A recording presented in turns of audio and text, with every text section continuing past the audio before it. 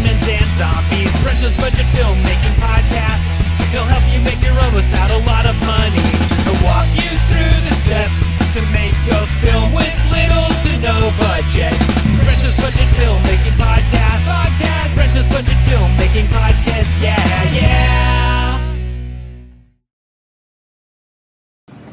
Hello, my name is Brent Bowers. You're listening and watching now to Brento's Budget Filmmaking Podcast. This is our first vodcast, I don't know what you call it exactly. But I'm excited about a new piece of equipment I just purchased that I'm filming this with. It's called the GoPro 3 HD Black. I should say Hero 3 Black. Interesting that the black rendition, which is the same color as the silver, has additional functionality. I became infatuated with some footage I saw online with this little sports camera, and it's so tiny and portable you can squeeze it into cool places like the windshield, for example, in a car, and have a nice wide angle. I've been doing some test footage this weekend. Does time lapse and slow motion particularly well. It does use a proprietary codec, so you have to use GoPro's free software to convert it to a more normal file type, AVI or movie, whatever. So I've been just shooting some test footage and whatnot, and decided to go ahead and try to do at least a vlog and see what size I can get this show to. The downside, of course, being that the Libsyn account, I only have so many megabytes per month that I can fill up, and putting out a vlog show obviously takes up more than that. But and then also I kind of need to come up with titles and whatnot if I'm doing this, as opposed to just the normal little punk intro. Brento's Budget Film Making Podcast. Yeah. In any case, you're getting the first vlog, so I'm kind of excited about that.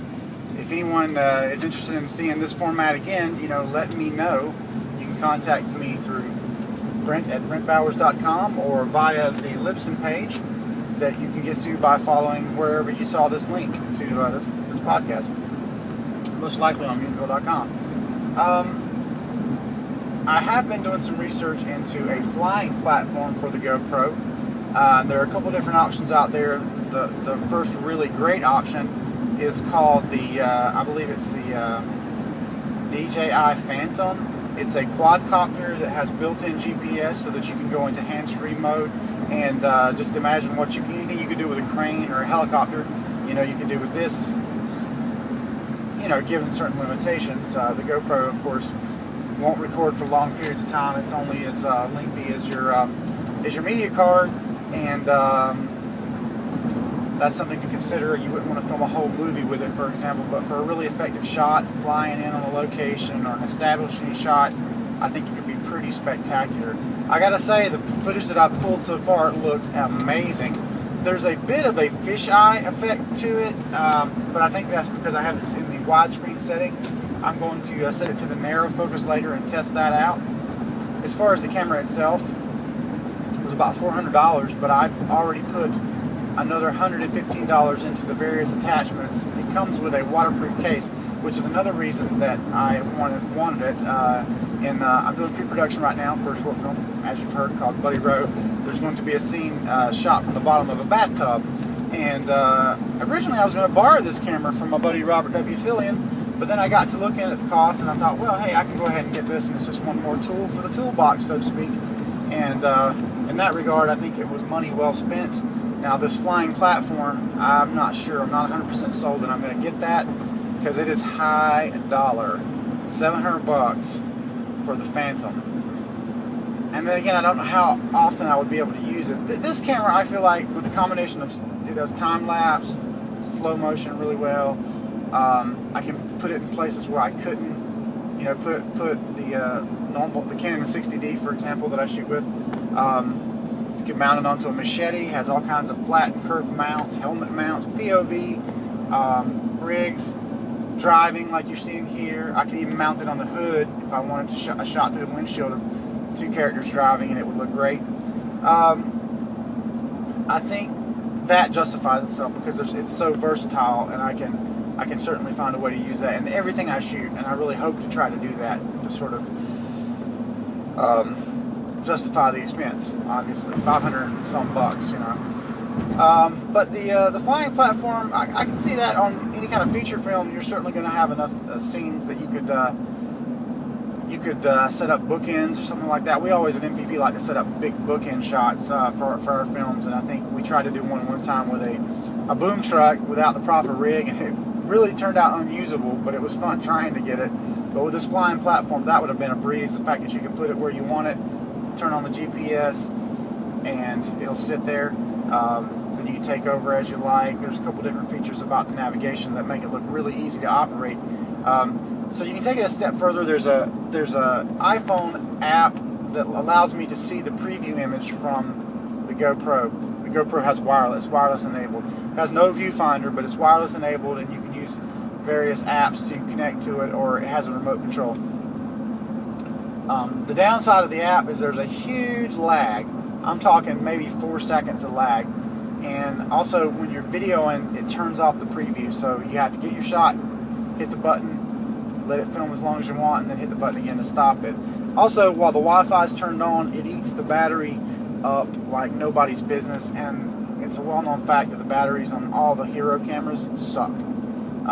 Optimal usage, if you have Wi-Fi and everything turned off and you're shooting in the lower frame rate,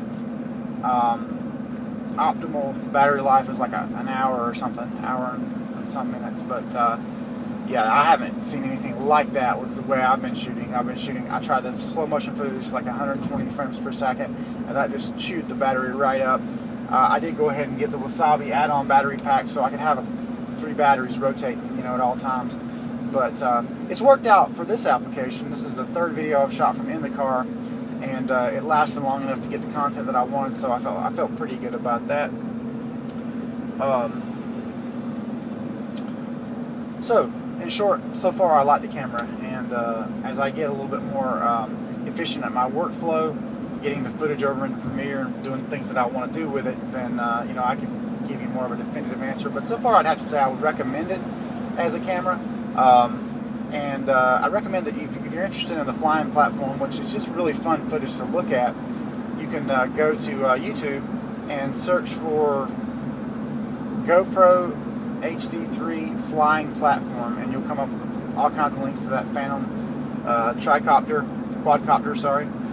And there's some really, really cool videos people have posted. Some geek took it even further and put like these Fat Shark gaming goggles, which are now Wi-Fi enabled. And so basically, when he has those on, it's like flying a POV like in a video game. So it's actually very, very cool. And ultimately, that's where I would probably want to go, so I could see the shots as I'm getting the shots from the Phantom.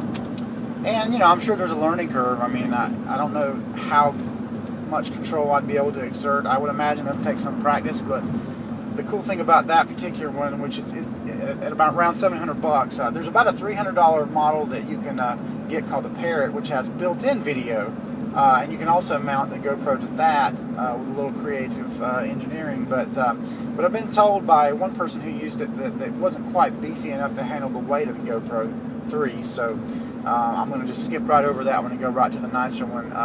I like the idea that if you fly it out of range, I think it all operates by line of sight. If you fly it out of range or you get too high, instead of just falling out of the sky, which some models will do, the Phantom will use the GPS to return to where you launched it from. So that's pretty powerful right there.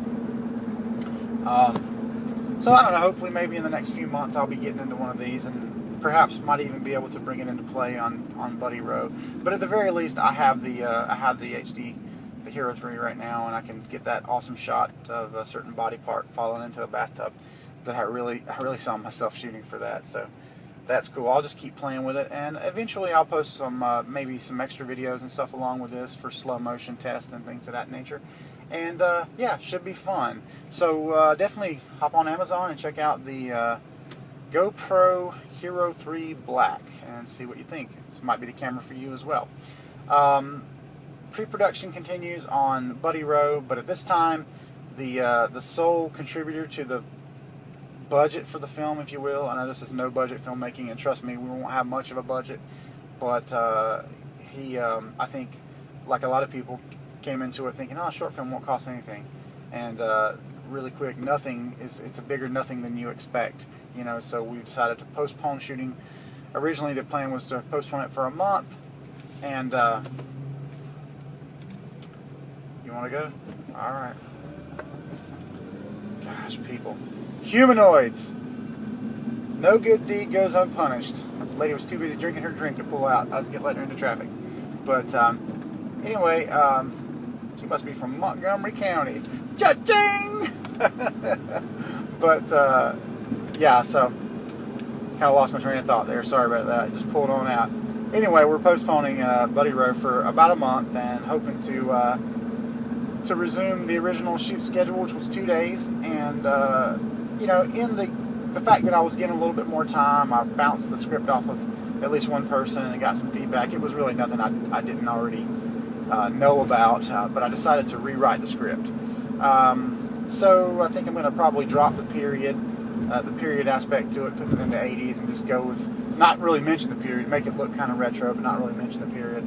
And I'm going to eliminate at least one of the locations and just do a little bit more character development in the dialogue, so that we have a little bit more insight into where the folks are coming from. And then probably going to add one character, interestingly, that's just somebody I know will be on set anyway. And you've seen him, you know him, you love him. He's Crazy Todd, the mentally impaired janitor. But should be a lot of fun. Hoping to get that shot before it becomes too warm. I'll tell you what, April 22nd, and it's actually cool today. It's pretty nice now in the afternoon, but I was really glad that I brought the old blazer in this morning walking into work, because it was quite cool. In fact, I would have been plumb chilly if I had not had the jacket on, so that's pretty cool. Alright, so that's about it for this episode of Brento's Budget Filmmaking Podcast. Thanks for listening, and check back soon for another update.